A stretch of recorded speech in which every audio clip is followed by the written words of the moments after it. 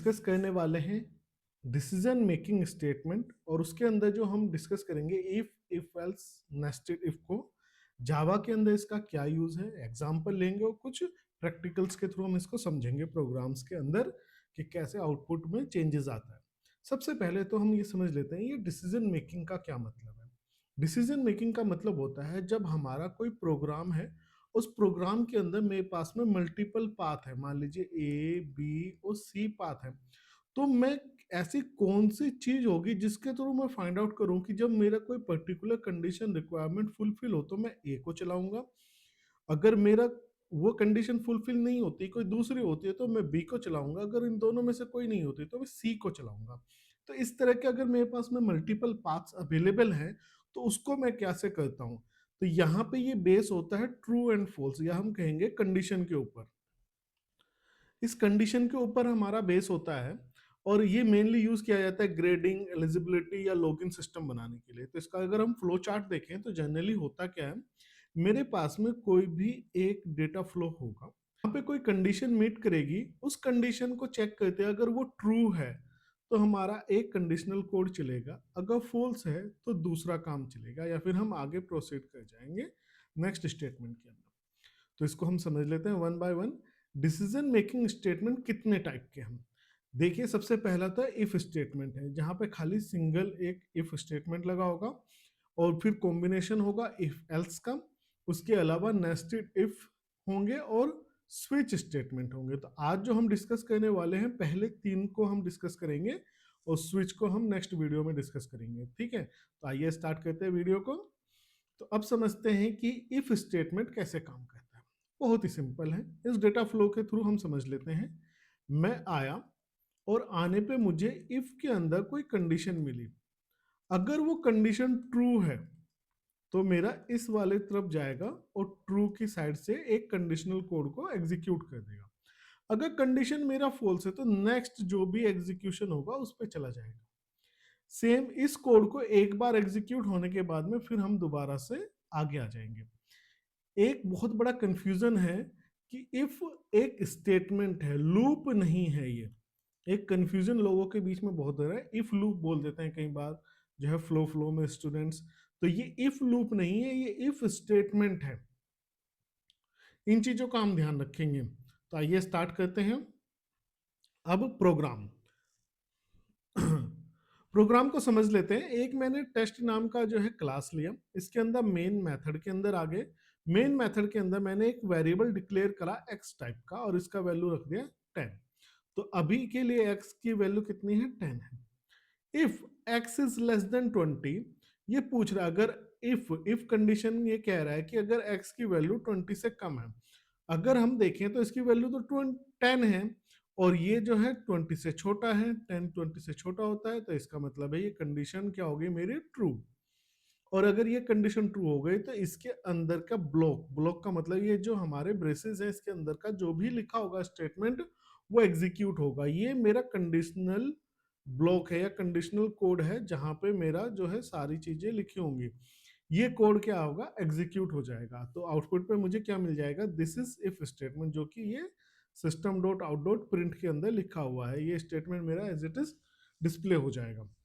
अब बात करते हैं हम इफ एल्स की। इफ एल्स में क्या होगा, मैं अगर किसी पॉइंट पे खड़ा हूं और मेरे को अगर ए पे जाना है या बी पे जाना है, ये मैं डिसाइड करना चाहता हूं। और वो किस तरह से डिसाइड करूंगा, ये इफ के ऊपर। देखिए हम कंडीशन जो लगाते हैं वो इफ के अंदर लिखते हैं कंडीशन। अगर कंडीशन मेरी ट्रू हो गई तो वो ट्रू वाली साइड या इफ की बॉडी को ए की बॉडी को एग्जीक्यूट कर देगा। अगर कंडीशन फॉल्स हो गई तो मेरी बी की बॉडी को एग्जीक्यूट कर देगा। सेम इस फ्लो डायग्राम से आप समझ सकते हैं। मैं यहाँ पे आया और यहाँ पे मुझे इफ स्टेटमेंट मिला, इसकी कंडीशन मिली। अगर ट्रू है तो इफ की बॉडी एग्जीक्यूट होगी, अगर फॉल्स है तो एल्स की बॉडी एग्जीक्यूट होगी। अब इससे पहले अगर हम देखें तो यहाँ पे फॉल्स होने पे कोई भी काम नहीं हो रहा था, या फिर हम कहें नो वर्क यहाँ पे था कि किसी भी तरह का काम नहीं कर रहे थे। बट अब अगर इफ एल्स में देखें तो एल्स फॉल्स होने पे भी हम कुछ काम कर रहे हैं, ये एल्स की बॉडी एग्जीक्यूट करा रहे हैं। तो इसका प्रोग्राम समझ लेते हैं। अब हम सेम टेस्ट नाम का एक क्लास बनाया, मेन मेथड बनाया, इसके अंदर मैंने एक वैल्यू असाइन किया x का और उसकी वैल्यू को मैंने रख दिया 30। अब यहाँ पे बोल रहा है कि x इज लेस देन 20, क्या x की वैल्यू 20 से कम है? अगेन ये कंडीशन मेरी क्या हो गई कि ये मेरी कंडीशन हो गई फॉल्स। फॉल्स कैसे हो गई? क्योंकि जो है 20 छोटा होता है और 30 बड़ा होता है, और ये क्या कह रहा है कि x जो है 30 छोटा है, और ये तो गलत बात है, ये तो फॉल्स हो गया स्टेटमेंट। जब फॉल्स हो गया तो यहाँ पे वो नहीं जाएगा, वो कहाँ जाएगा? एल्स के अंदर। और एल्स का अंदर जो है उसकी बॉडी के अंदर जो भी लिखा होगा स्टेटमेंट वो एज इट इज प्रिंट हो जाएगा, दिस इज एल्स स्टेटमेंट। तो यहाँ पे आउटपुट में मुझे मिल जाएगा दिस इज एल्स स्टेटमेंट। तो हो क्या रहा है? हम अगर इफ की बॉडी के अंदर कब जा रहा है? जब वो ट्रू है। ट्रू होने पे इफ की बॉडी और फॉल्स होने पे एल्स की बॉडी। तो यहाँ पे क्या है, एक कंडीशन को चेक करते हुए मैं दो में से किसी एक पे जा सकता हूँ, या तो ए पे जाऊंगा या फिर जाऊंगा बी पे। तो ये मैं चेक कर सकता हूँ इफ की कंडीशन के अकॉर्डिंग। अब बात करते हैं नेस्टेड इफ। ये कई टाइप के हैं, आप लोगों ने एक वर्ड सुना होगा एल्स इफ भी बोल देते हैं बहुत सारे लोग। इसका मतलब है कि पहले इफ स्टेटमेंट आया, उसके अंदर कोई कंडीशन है और वो फुलफिल नहीं हुई, तो एल्स की बॉडी एग्जीक्यूट हुई और एल्स के अंदर भी फिर एक और इफ है। इसका मतलब है यहाँ पे कंडीशन नंबर 2 लिखा है और यहाँ पे कंडीशन नंबर 1 लिखा हुआ है। ठीक है, तो इस तरह से हमारा इफ एल्स का बॉडी एग्जीक्यूट होता है जहां पे नेस्टेड हो। नेस्टेड का मतलब है कि ट्रू होने पे मैं इफ की बॉडी के अंदर जाऊंगा और उसके अंदर भी एक और बॉडी है इफ का। सेम एल्स के अंदर गया तो वहां पे भी एक और बॉडी मिली और वहां पे भी फिर इफ एल्स का पूरा एग्जीक्यूशन स्टार्ट हो गया। इसको हम एग्जांपल के थ्रू समझ लेते हैं और अच्छे से क्लियर हो जाएगा।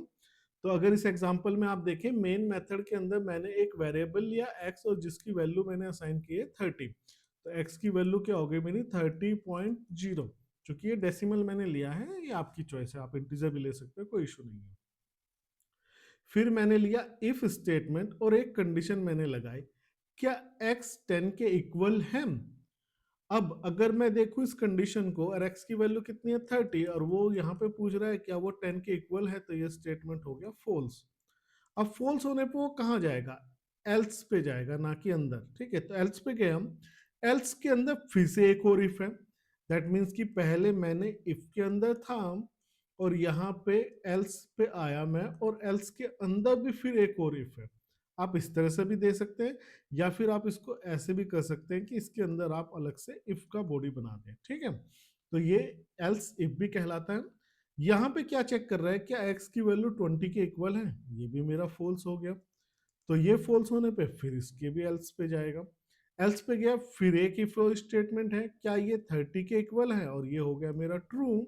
और जब ये ट्रू हो गया तो इस इफ के अंदर आ जाएगा और यहाँ पे मैसेज प्रिंट कर देगा वैल्यू ऑफ x इज 30, जैसा कि आउटपुट में आपको दिखाई दे रहा है।